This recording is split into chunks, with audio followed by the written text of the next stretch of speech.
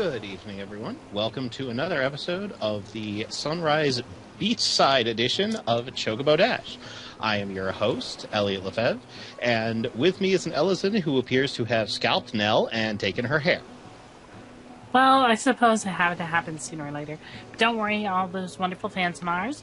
I will be in Mikote again sooner or later. It's just a temporary thing.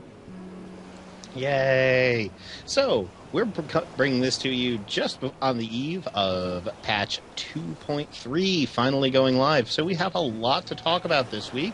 But before we get into that, I think we should probably discuss some other things that are going to definitely be of interest to Final Fantasy XIV fans the world over. Nell, can you think of what I'm talking about here? FanFest tickets! Yes, the FanFest tickets. They've finally put their site live, they being Square Enix, and we know when people will be able to start ordering the tickets and when how much people are going to be paying for those tickets. Mm-hmm. Tickets are going to run you about $120. The pre-sales open up on July 8th for Final Fantasy XIV account holders. You can purchase up to 14... Four tickets. Up to four tickets. 14 would make sense, though. You could order up to 4 tickets.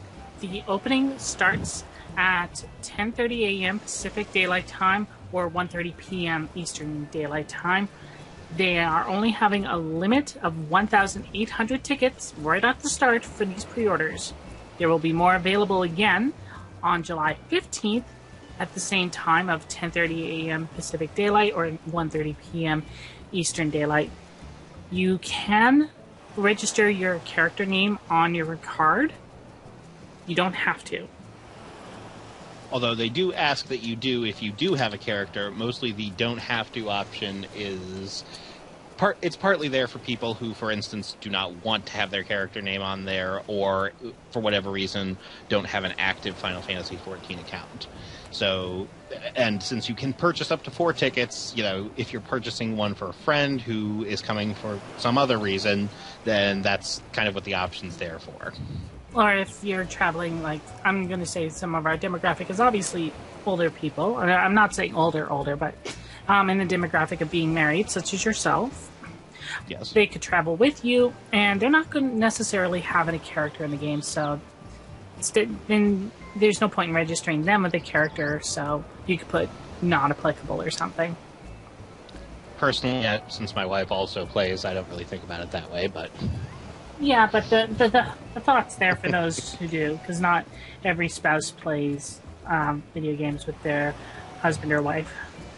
So if you are looking forward to that, you should look for a letter from Square Enix on July 1st, which will give you the code you will need to get into the pre-order site. So make sure to check your spam folder, trash folder, anything to make sure that you get that email and you are ready to go on July 8th if, and this is obviously a big if, you are interested in going. They have confirmed that there will be a special in-game item and a t-shirt sizing available. However, that they've said that there's no guarantee that everyone will get a t-shirt, and there will be no delivery of these items. So if you really want to, whatever the in-game item is, you're going to need someone there to pick it up. I'm crossing my fingers for a minion. Come on, minion.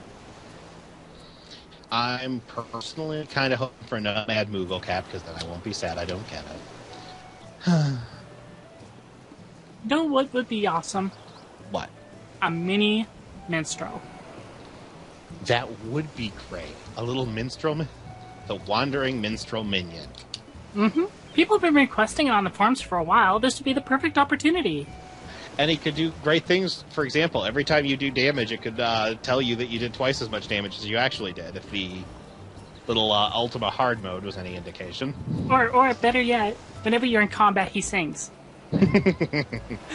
But let's move on to some other topics, because unfortunately, in the literal sense of the term, we are burning daylight because we're outside today. Oh, such a joker. But we are also burning time because if you are listening to this podcast and you do not have a copy of Final Fantasy XIV, or you have a friend who you really want to play the game, but they're just like, I don't know if I want to spend the money. Right now you have an excellent opportunity to convince them to spend some money because it is the Steam Summer Sale, and Final Fantasy XIV is one of the titles discounted during the summer sale. How can you possibly go wrong? They get a free month service. You're getting at a discounted price. What can go wrong? Worst, you get someone who plays with you for a month. And it's 33% off at this point. The sale ends on June 30th, so if you have someone you want to buy it for, or you know someone who's been thinking of buying it, or you just want a second account, or haven't bought your account for some reason, now is the time to go. Now is the time to pick it up.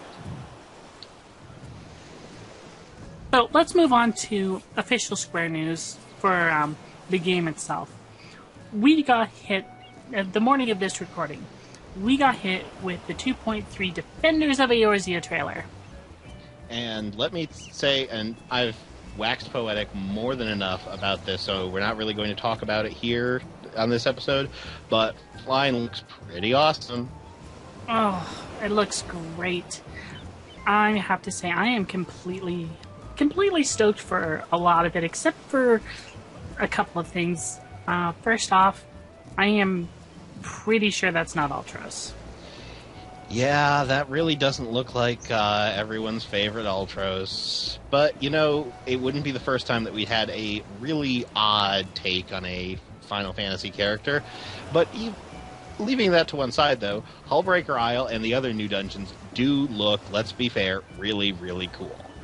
I agree. And look, there's a battle against King Kong. Yep. They're really going for broke.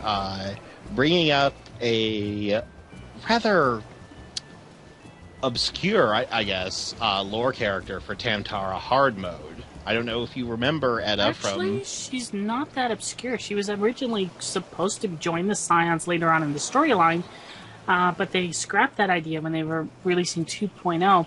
But there was apparently enough fan appeal, at least from my understanding on the Japanese side, that they decided to bring her back when they came up with the hard mode for Tamtara. I would believe it, because I really liked her. I'm glad to see her coming back, but she's not, one of the main characters in the storyline, so it's understandable if you don't remember her, but if you do, if you don't, by any chance, let me just refresh your memory. You meet her when you're doing your initial dungeons, and she, unfortunately, had what appears to be a tank that died, and she was carrying around his head for a while, kind of distraught over her failure as a healer. She's going to be showing up in Tamtara Deepcroft, and considering we see her massaging what looks like an Ahriman with a face, I'm not totally convinced that we're going to be on the same side as her. Well, you do realize that tank was actually her husband. Well, yes, I was glossing. But there's more detail to it. If you want, you can go rewatch the cutscenes. But yeah, it looks like it's going to be pretty interesting, and I am looking forward to trying that along with the new Stone Vigil Hard. Now, how many of you have played Final Fantasy XII? I know I have. Well then, do you remember doing the hunts in 12? Oh yes, I remember the hunts very well. Did you notice one of the monsters in Stone Vigil is from the hunts? Yes, I did indeed notice that. And I'm also very interested in the fact that it looks like a lot of elements from Stone Vigil normal mode are going to be coming back, which a lot of the hard modes are very, very divorced from their original incarnation. So to see, so many echoes of the original Stone Vigil is actually unusual. But we also are getting a lot of very new draconic enemies and what appear to be some particularly nasty turtles. They remind me of nothing so much as Final Fantasy III's model for the Adamantoises and points related. Well, they do look interesting, and, the concept armor that they showed a while back, they showed that armor in the Hullbreaker Island section, so I'm assuming that it's going to be I-80, is going to be my guess, from these dungeons, which means they'll be slightly harder than the current ones. I think... I'm sorry, I didn't mean to cut you off there. Not a problem. And I think those sets are all going to be exclusive to there. I suspect you're right about the sets being exclusive to there. I don't think it was... I'm going to go ahead and say it's probably either I-75 or I-70. I wouldn't be surprised, though, if it turns out to be I-80 gear, which would completely obsolete the old Crystal Tower. Not that matters too much because we are getting a new Crystal Tower in this patch. Yeah, I don't think it'll be I-70 because at most they usually have 2 sets of anything for the same tier, and with the new I-70 that was added, technically that would be 3 because they have the crafted I-70, the new I-70 that was added last patch, and the I-70 Darklight. So that would be 3 sets. So I don't think they would add a 4th. That's definitely a point, although I think they might be... I guess it depends on how flat they're keeping the power curve there. Yeah, it's a true point. But speaking of Crystal Tower, though, let's discuss Crystal Tower and the Silly Hat Club. I would go so far as to call it the Ugly Equipment Club, but, the hats definitely aren't helping. Let's put it that way. I'm pretty sure that some of the gear looks good. It's the hats that are the problem.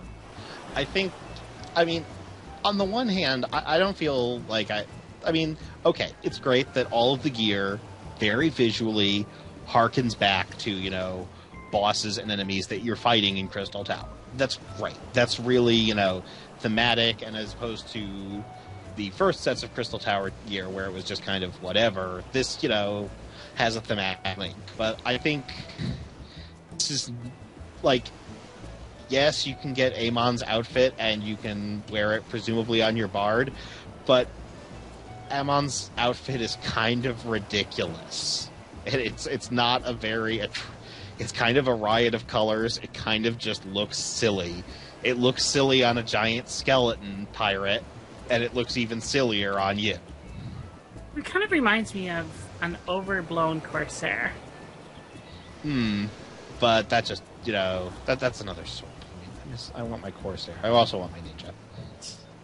But, I have to say this Scylla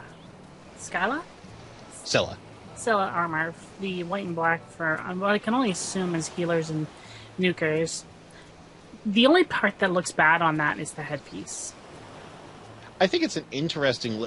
I will say it's a definite departure from the other casting gear that we've had for various classes. I think it's an interesting look. I don't personally care that much for it. I don't think this tier of Crystal Tower armor is as attractive as the last one.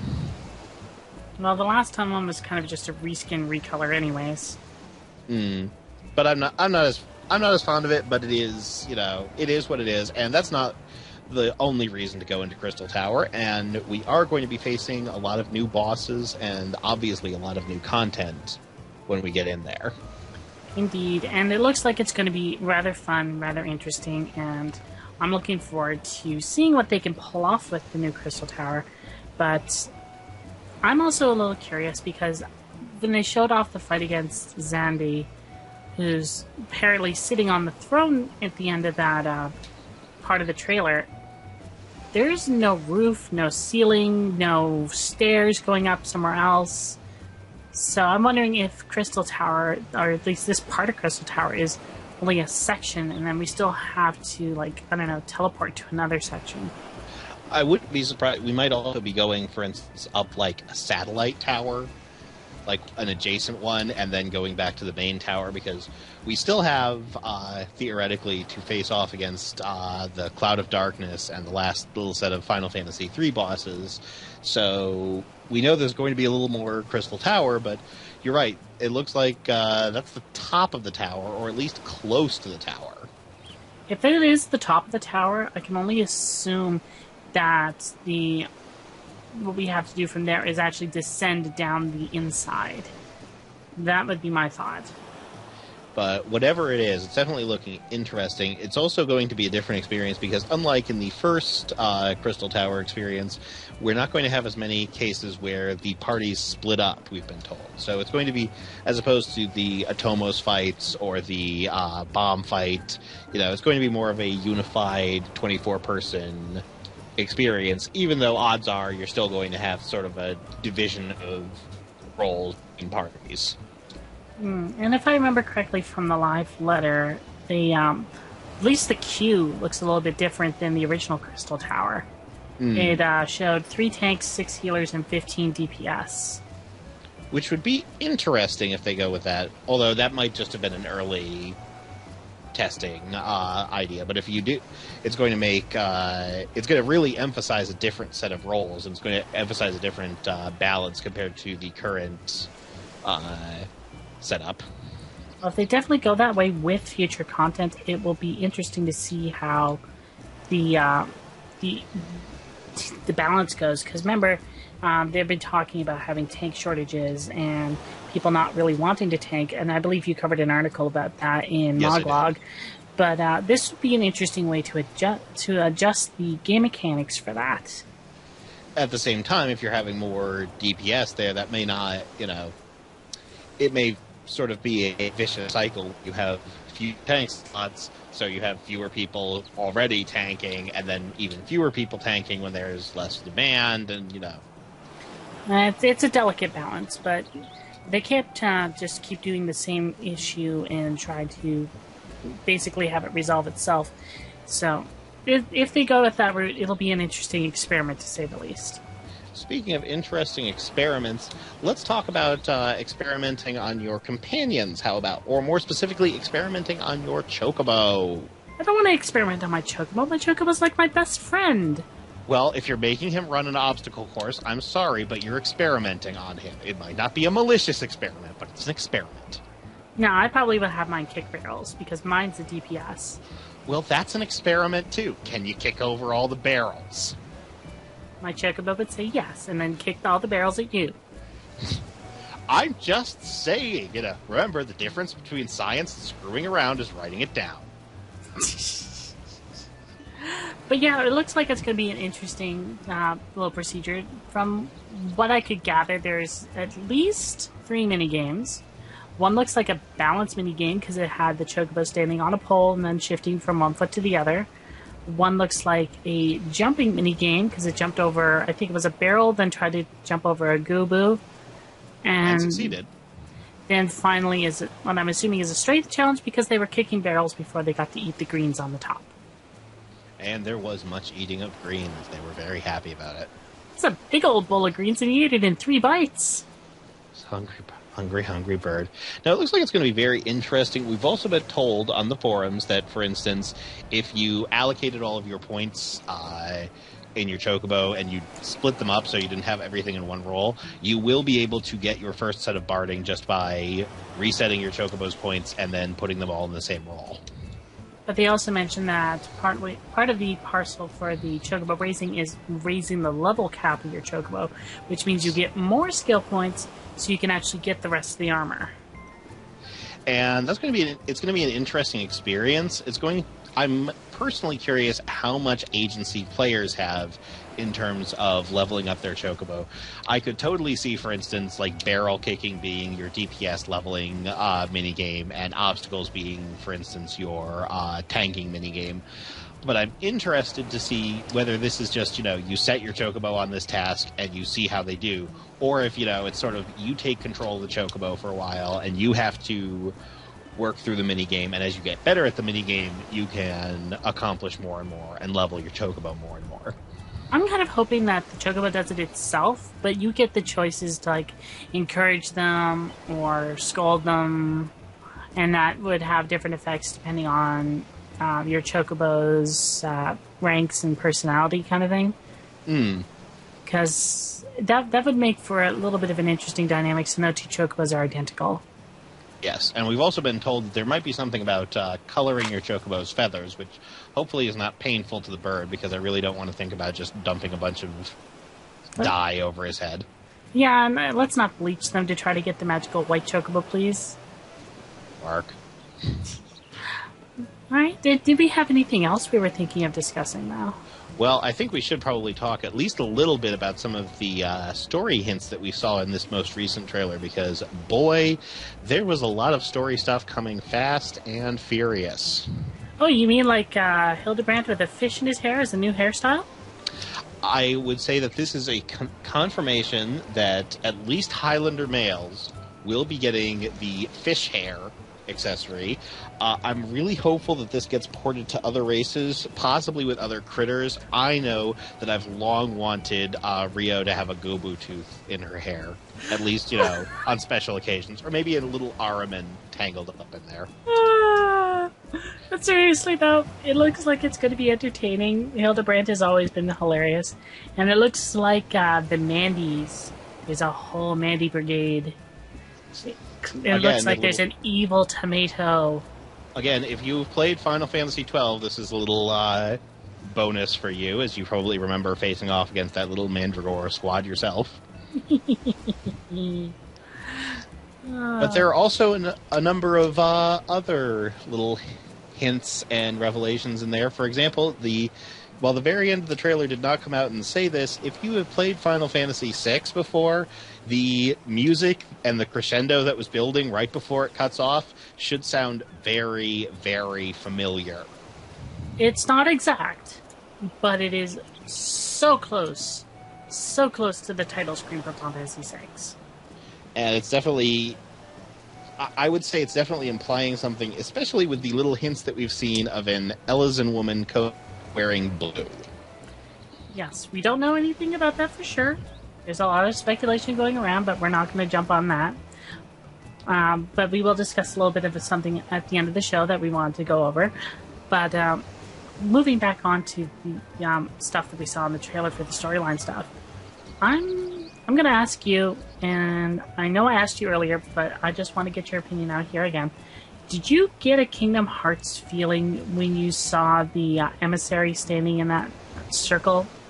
I said before, and I stand by, I didn't really get the Kingdom Hearts feeling at the time, although now that you mention it, it does seem like a definite homage, which, again, raises all sorts of questions about the lore and what that might mean, and whether it's just a visual homage or if it's meant to imply something about the relationship between the Asians and the rest of the world. Also, the thing he was standing in front of, don't quote me on this, I don't remember, but I can look for a picture later on, but it looks kind of similar to the Zodiac summon in 12. Yeah, there was some definite parallels there, and that again raises a whole lot of unsettling questions, as the names of the Asians have pretty much from the beginning. There's a lot of lore. We don't know a lot of the lore answers yet, but if you've been paying attention up until now, there are a lot of hints about what might be going on there behind the scenes. Yeah, there's a lot of, for lack of a better term, a lot of subtle answers, but there's nothing coming out and saying, this is the lore.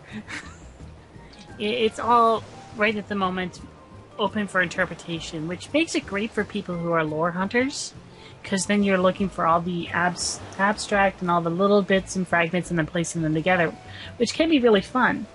And it's something that... Oh, I'm sorry, I didn't mean to cut you off again, but I was going to say it's something that Dell and I both are very fond of doing, since we've both been playing the game for a while, and we're both fond of both the game itself and its lore and the Final Fantasy series as a whole. And as we all know, Final Fantasy XIV loves to cannibalize lore elements from earlier in the franchise. It's not so much cannibalizing as much as Yoshida said that this was going to be a tribute to Final Fantasy fans. So I'm still going to go with cannibalizing. Cannibalizing would mean that they're stealing it for the sole purpose of copying it. It's not exactly a copy. It's similar. It's got comparisons, but it's not an exact parallel. No, it means that Yoshida-san is breaking into the Square Enix offices at night and taking big unsold stacks of Final Fantasy I for the PSP and eating them for a meal. You do realize that that would involve him leaving the office in order to go back to break in. He can be breaking into different parts of the office. Touche. I got it there. But anyway, that actually kind of brings us to something that we had wanted to discuss, and an idea that we wanted to kind of gauge our listener interest for. We were thinking, and I'm going to involve our camera person in this one as well, because our camera person likes to talk a lot of this with us as well. But we were thinking not a regular show, but basically probably once a month whenever the mood hits us. It would most likely be only once a month, but we'll sit down, the three of us, possibly maybe one or two others, and we're just going to talk lore shop. We're just going to pick a topic, and then we're just going to discuss things and see where it goes and talk for like a good maybe half an hour, 45 minutes, maybe even an hour. And see how long it takes us. Just release it completely unedited, just pure listening to us babble on about what we think of the lore theories and lore ideas. And that would be myself, Nell, as well as our camera person, who you can't see here, but I'm going to right now.